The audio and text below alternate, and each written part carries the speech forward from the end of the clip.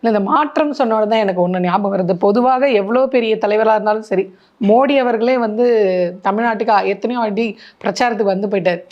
இவர் மட்டும் பார்த்தீங்கன்னா உடம்பு முடியல, ரெஸ்ட் இல்லாமல் என்னால் போக முடியாது அப்படின்ட்டு நீங்களே களத்தில் இறங்கி வேலை பார்த்துக்கோங்கன்னு சொன்னோடனே நீ இவரை நம்பி பிரயோஜனம் இல்லை அப்படின்ட்டு ஒருத்தராக பார்த்தீங்கன்னா ஒருத்தர் பொம்மை, இன்னொருத்தர் வந்து டூப்பு, இப்போ ஹாலோகிராம் அப்படின்ற ஒரு 3D இதை போட்டு பிரச்சாரத்துக்கு விஜய் கூப்பிட்டு வந்திருக்காங்க. இதை எப்படி பார்த்துக்கிறது நம்ம? அப்படின்னா ஒரு விஷயம் நான் உங்களுக்கு சொல்கிறேன். நீங்கள் எப்போவுமே அப்டேட்டுக்கு மாறணும். ஓஹோ. இப்போ நீங்கள் என்ன நினைக்கிறீங்க அப்படின்னா, பழசு நீங்கள் சின்ன பிள்ளையிலேருந்து பார்த்துருப்பீங்கல்ல, 1992 எலெக்ஷனில் குழந்தையா இருக்கும்போது வெளியே பார்த்துருப்பீங்க, குழா கட்டி தாய்மார்களே வாக்களிப்பு உதயசூரியன் வந்துடும்.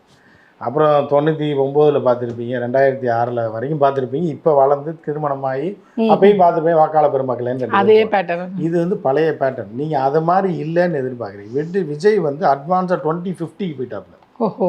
புரியுதா உங்களுக்கு?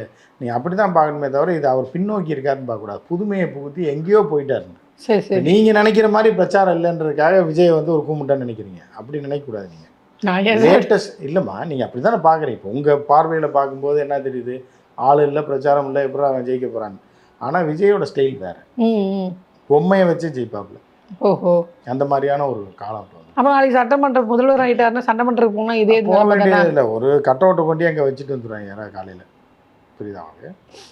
எதிர்கட்சி வரிசையில் உட்காடுறாருன்னா உட்கார்ந்த மாதிரி ஒரு இதை செஞ்சு ப்ளைவுட்டில் செஞ்சு வச்சுருப்பாங்க. அந்த டைம் 10 மணி ஆச்சுன்னா கொண்டு போய் அதை வச்சுட்டு வந்துடுவாங்க. வச்சுட்டு ஒரு ரெக்கார்டர் ஆன் பண்ணிட்டாங்கன்னா பேசுகிறது பூரா ரெக்கார்ட் ஆகிடும். சாயந்தரம் போய் தூக்கிட்டு வந்து விஜய்கிட்ட போட்டு காட்டுவாங்க. அவ்வளோதான். அட்வான்ஸாக போயிட்டுருக்கு.